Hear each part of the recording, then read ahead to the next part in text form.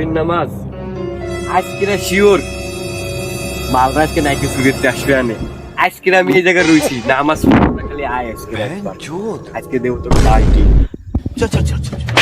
দাঁড়ান, আজকে নামাজ অর্ধেক বাদ দিয়ে তুই আইছি। আমাদের গাছের যে কটা ডাব আছে ওটা সাবাদ দেব। গাড়ি স্টার্ট কর। আজকেরা এনতে নড়বই না, যে তোরাই তো ওরা তো আসবেই। আজকের আমি গাছের গুড়ায় বলছি